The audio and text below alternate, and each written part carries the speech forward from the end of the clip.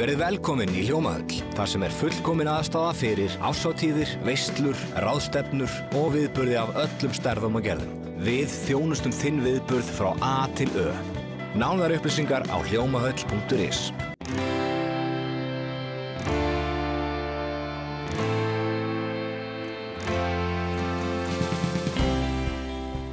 Komið sæl og verið velkomin í Suðurnesja Magasín.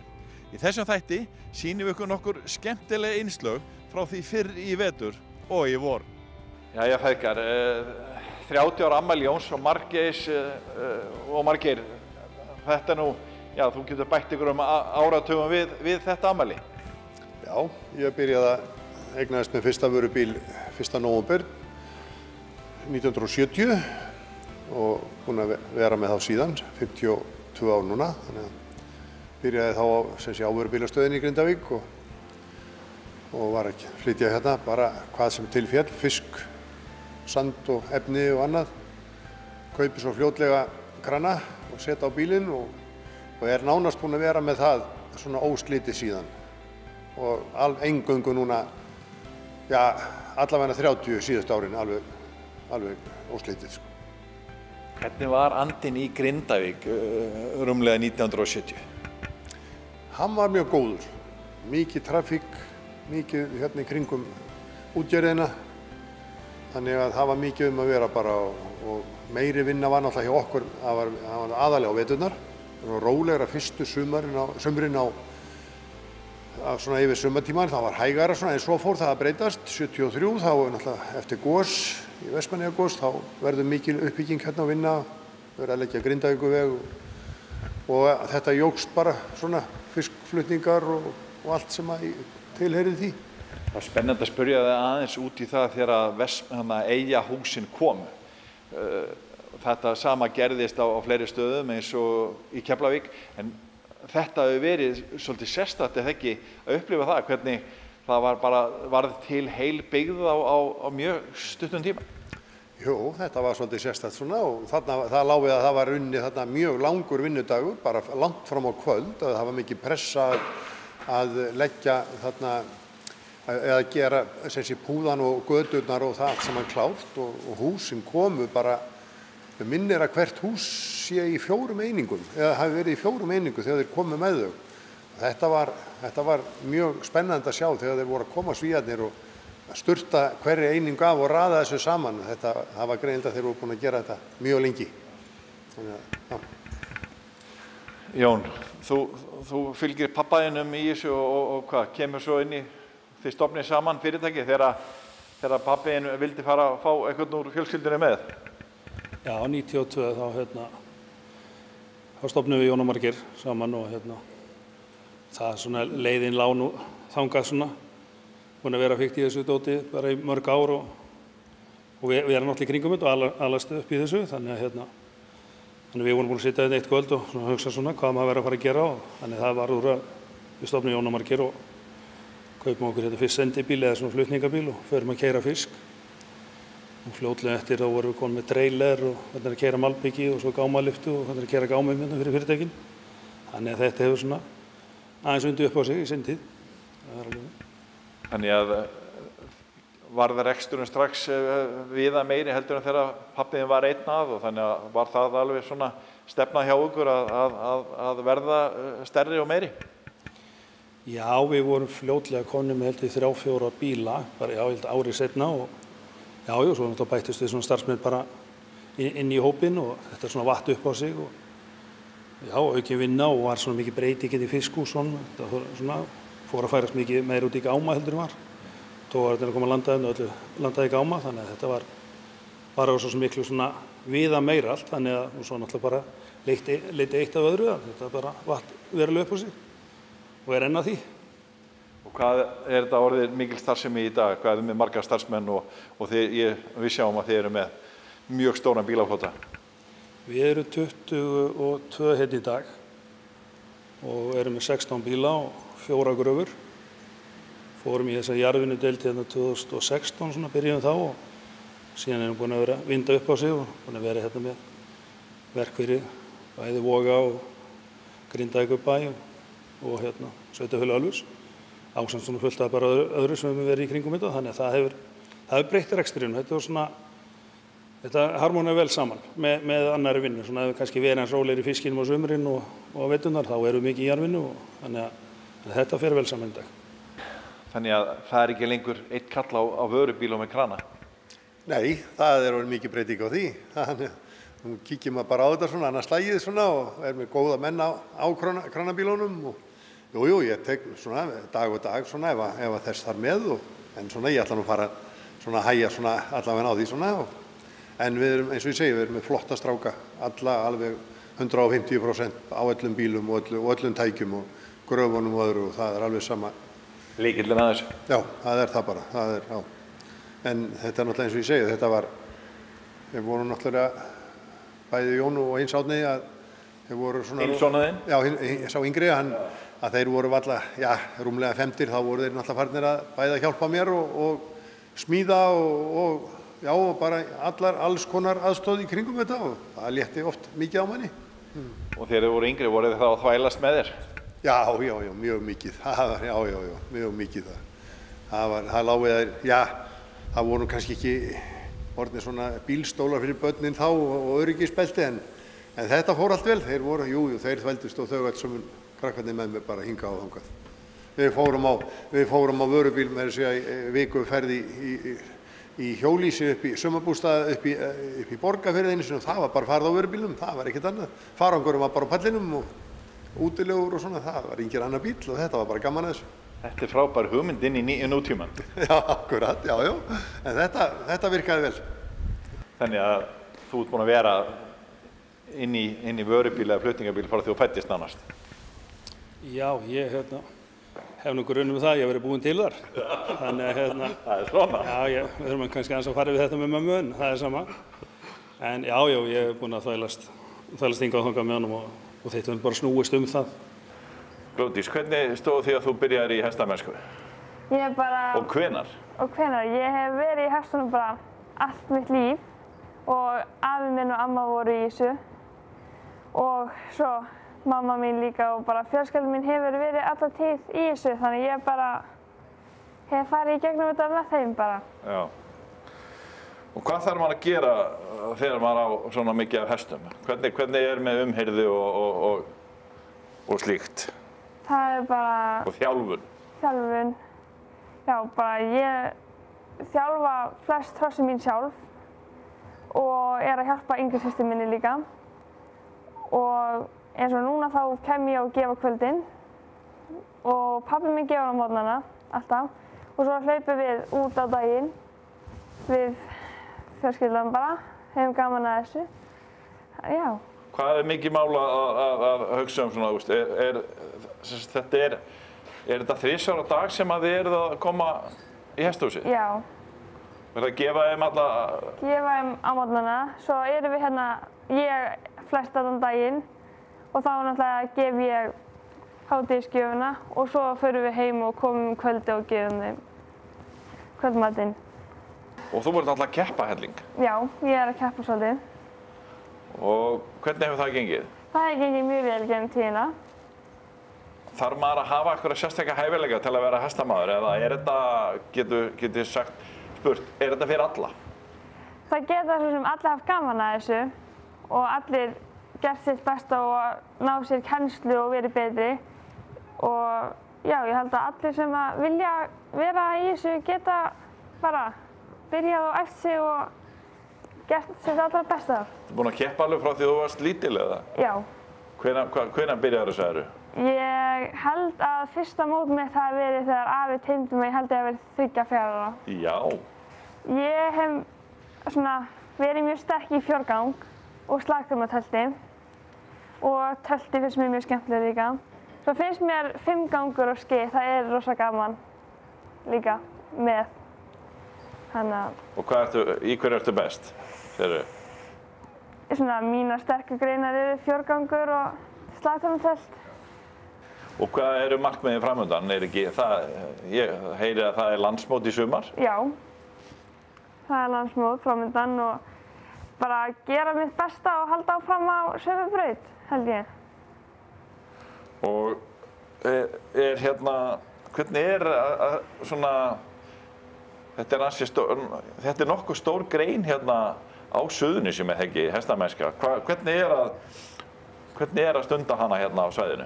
Það mjög þægilegt hérna og náttúrulega ég hérna á morgnana, þannig að þá ekkert margir í reiðhöllinni eða margir hérna frá, þannig að það mjög þægilegt. En annars eru mjög fína veiðilegur hérna og grasi grundin, mjög þægilegt að vera að ríða henni. En ég náttúrulega verið að spyrja, þú lítur að eiga einhvern uppáhalds hest. Þið eru náttúrulega með mjög marga hesta hérna. Já, ég held að það verði að vera þessi hérna. Já. Ég er búinn að keppa mikið á þessum og hann er búinn að fara með mig á 2 landsmót í A-úrslit í fjórðasæti tvisvar og skila mér mjög miklu. Já. Og hann skila mér alltaf í úrslit, A-úrslit sem ég keppti hann, þannig að hann er algjör höfðingi þessi. Og hvað heitir hann? Heitir hann Magni. Þetta er Magni? Magnaður Magni? Já, það er nafni sem hann fengið gegnum tíðina.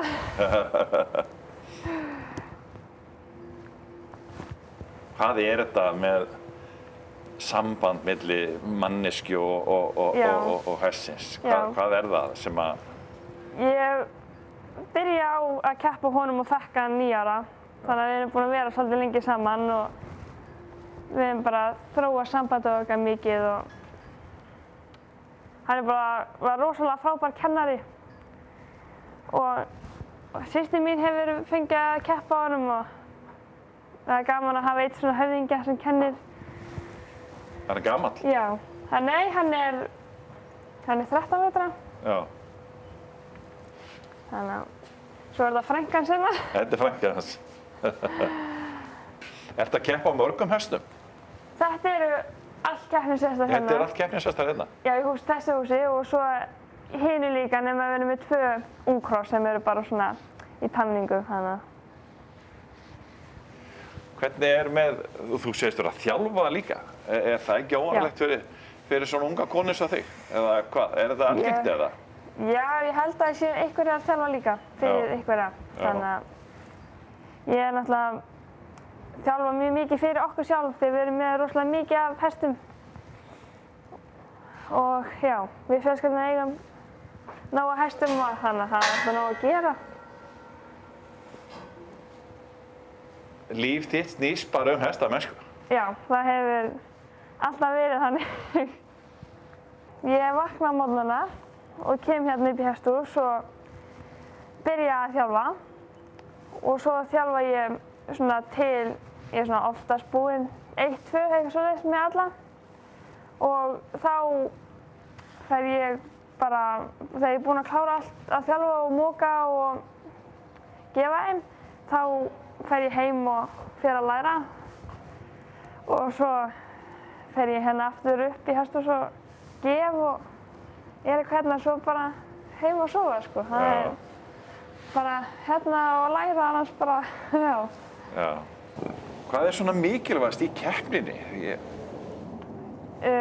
Ég bara undirbý mig mjög vel fyrir keppni og er mjög svona tilbúin í slaginn og ég er alltaf frekar róleg yfir þessu. Ekkert mjög spennt eða þannig? Það er svona alltaf gaman, ég verð ekkert stressuð. Þú verður ekkert stressuð? Nei, því að ég þjálfa hrossin mín alltaf sjálf og veit hvernig þið eru. Þannig ég þekki þið oftast alveg út í gegn. Þannig að ég þarf ekkert að stressa mig í vinnunni ef að bara gera mitt allra besta sem maður getur. Já.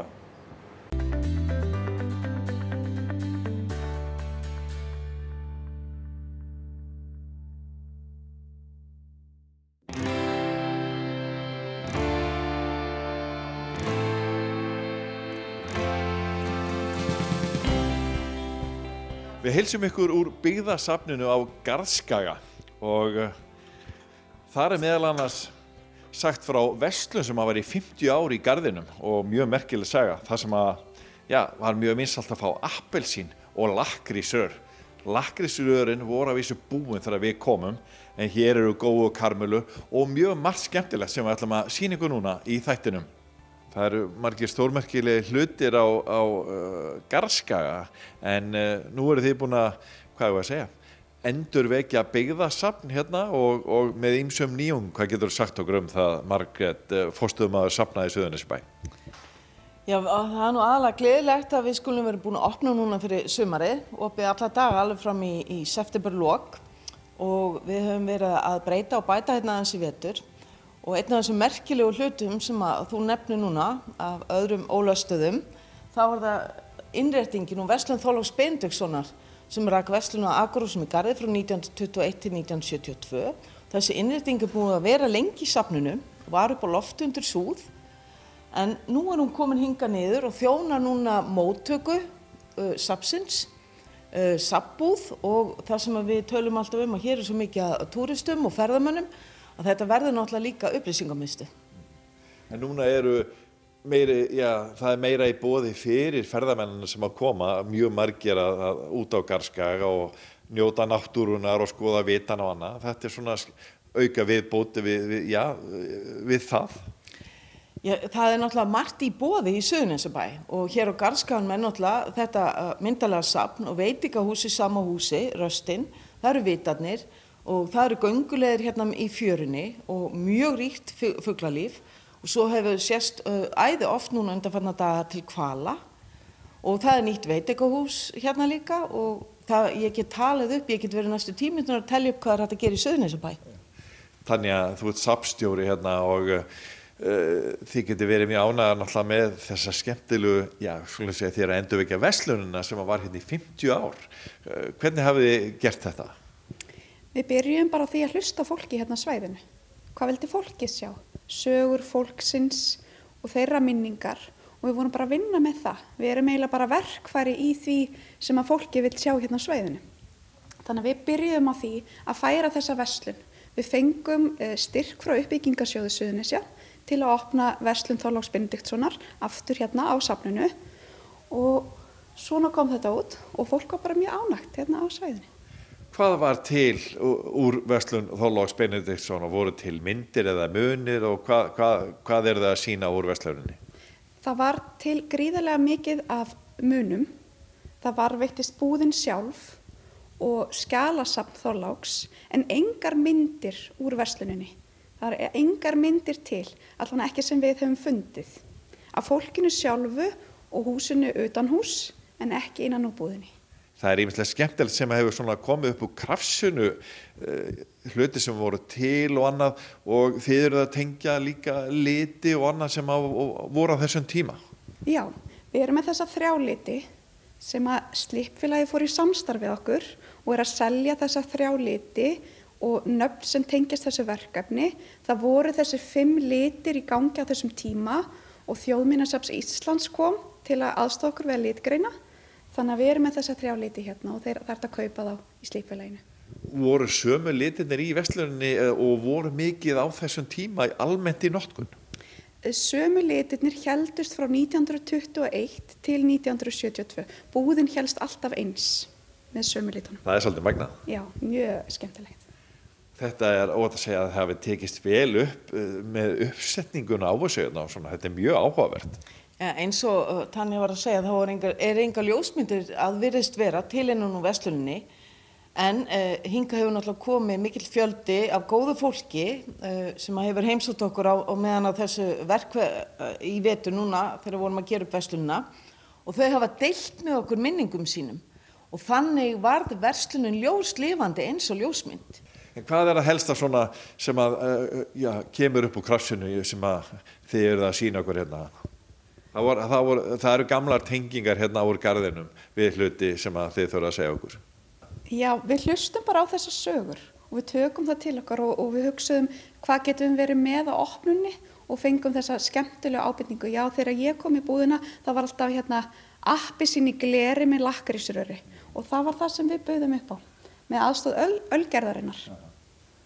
Við ætlum að selja í sambúðin okkar og stefnum við á að selja appelsín í gleri og lakkrísrör, karmelur og síðan höfum við áhuga á því að hafa nokkuð vöruúrval frá aðilum sem er að framleiða vörur sem að geta passa hér til sölu frá Suðurnesjum. Hvað er fleira á safninu hérna? Það er nú ýmislegt fleira. Hér innan hérna inni í salnum þá eru hérna svona frá heimilislífi fólks, barnaherbyggi, upp á lofti hérna frá Gerðaskóla sem verður 150 ára 7. október næstkomandi. Það alveg stórkostlegt að þaðan hefa verið varðveittar innréttingar og myndir sem alveg vert að skoða. Við höfum líka lagt svolítið áherslu á að gera safnið kannski svolítið sýnilegra hvað gerðu konur, hvert var hlutur kvenna í félagsstörfum, kvenfélögum og slysvarnarfélögum og það má einnig sjá svolítið afrakstur upp á lofti. En svo náttúrulega aðal hvað safnið einstakt fyrir og það náttúrulega vélasafn Guðna Ingimundarsonar hérna frá Garði og trukkurinn hans. Og við höfum mikinn hug á að kynna það betur og vinna meira með það með góðu fólki. Bjóða skólum, vélskólum og þeim sem hafa á tækni og vélamálum bara að koma til okkar og bjóða þeim skipulega frá með næsta hausti. Óðinn kom til Grindavíkur sjómannadagshelgina. Við tókum á móti þessu sögufræga varðskipi.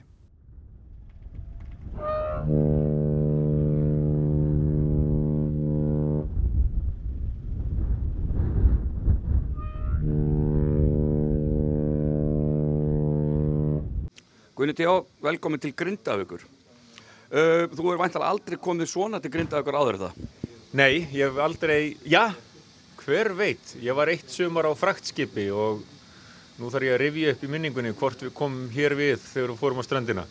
En í öllu falli, þá var þetta merkileg og ég leyfi mér að segja mögnuð stund að fá að fara með áhöfninni Óðni þessa siglingu.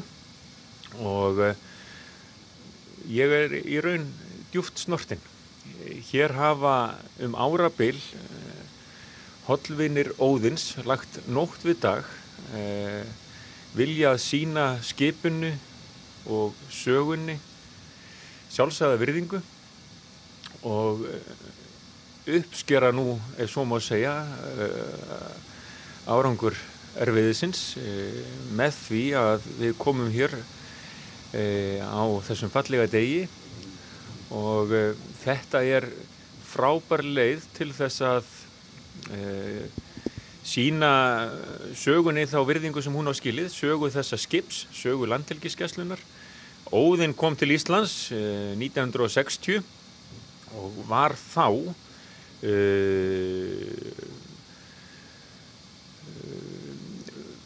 skip sem var hannað eftir þess tíma kröfum og menn voru framsýnir við gerð skipsins.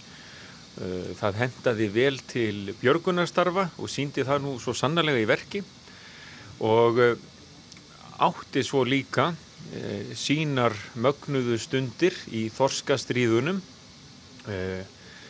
Hér borð voru menn með þeim fyrstu að beita klippunum með góðum árangri. Fyrst í átökunum útfærslunni 50 mílur, 72 til 73 og svo aftur 75 til 76 þegar við færðum út í 200 mílur og þá urðu átökum miðunum ansi hörð, vægast sagt. Þá var gott að eiga Óðinn að og skipshöfnina þar. Óðinn lauk farsælum ferli en við getum sagt að fleytan hafi verið í nausti en orðið áfram til gagns því að í Reykjavík hefur Óðinn verið hafnarprýði og safnaprýði. Þangað hafa þúsundir komið og fengið að kynnast sögu þessa skips, sögu landhelgisgæslunnar, þjóðarsögu Íslendinga, baráttunni fyrir fullum yfirráðum yfir auðlindinni og þannig hefur Óðinn áfram reynst okkur vel. Og svo gerist þetta sem ég leyfi mig nú að segja að menn hafa nú ekkert endilega sé fyrir sér að myndi gerast að Óðinn fer aftur að kljúfa öldurnar með einvala lið borð, hollvini félagsins, hollvini Óðins fyrirgefðu, sem hafa sýnt þessu skipi og sögu þess einstaka ræktarsemi og eiga svo sannarlega heiður skilinn og minn var heiðurinn að fá að fara með þeim þessa ferð. Ég naut þess mjög. Engin sjóveiki? Fann ekki fyrir sjóveiki fyrsta kastið En svo læddist hún aftan að manni.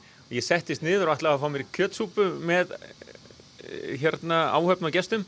En ég fekk mér bara eitt bita og sá að nú þyrfti mér að koma afsíðis. Ætlar að njóta Grindavíkur eitthvað meira þessu sjómannhelgi? Já, ég hef komið hér nokkru sinnum áður og farið á sjóvaran síkáta með fjölskyldunni og alltaf mætt og notið gestrisni og góðvildar heimafólks og svo verður raunin áfram núna. Grindavík öflugur útgerðarbær og hér halda menn sjómannadaginn hátíðlegan eins og vera ber og alltaf gaman að koma hingað. Hvort sem það á sjóvaranum síkáta eða bara að skella sér með fjölskyldunni í sund. Og Grindvíkingar eru þannig að þeir taka virðulega á móti mér vegna þess að ég gegni þessu embætti en leið fólk hér vinalegt og það nú einmitt það sem þetta snýst að sýna þá virðingu sem embættið á skilið en við viljum enga upphafningu eða einhver tilgerðarheit og því hefur aldrei verið fyrir að fara hér í Grindavík. Hér bætir manni bara hlýja og góðvild og það kann ég svo sannarlega vel að meta. Þú náttúrulega mjög alþýðlegur, þannig hérna kemur kannski erfið spurning í lokin. Á morgun sjálfur sjómannadagurinn og að gömlum sið þá munu menn berjast út á planka í kottaslag. Ef þú þorir þá skal ég mæta þar á plankanum á morgun. Hvað segir það? Þetta vel boðið og ég alveg handviss ef ég myndi geta mætt þá myndir þú þurfa að lúta í gras þótt við værum úti á sjó en ég þess heiðurs aðnjótandi líka að á sjómannadaginn sæki ég minningarathöfn í Fossvogskirkjugarði þá sem hlotið hafa vota gröf og svo guðsþjónustu í Dómkirkjunni í Reykjavík. Þannig að þetta ekki bara afsökun hjá þér sem stóð ekki að mæta mér? Ekki þannig, nei. En við skulum sjá til síðar meir og ég hef líka tekið upp á því sem ég hefði nú aldrei haldið að ég hefði gaman af hér fyrr á tíð að skella mér í sjósund og þannig að þótt svo illa færi að þú myndir skella mér þá myndi ég alveg þola það, ég myndi alveg lifa það af. Leiðu þökkum fyrir áhorfið viljum við minna á aðra miðla Víkur frétta. Við erum að gefa út vikulegt héraðsfréttablað sem dreift frítt öll Suðurnes. Við erum að skrifa nýja fréttir á víkurfréttavefinn vaff.is alla daga sömuleiðis og nýjar golffréttir á kylfingur.is. Við þökkum fyrir okkur. Verið sæl.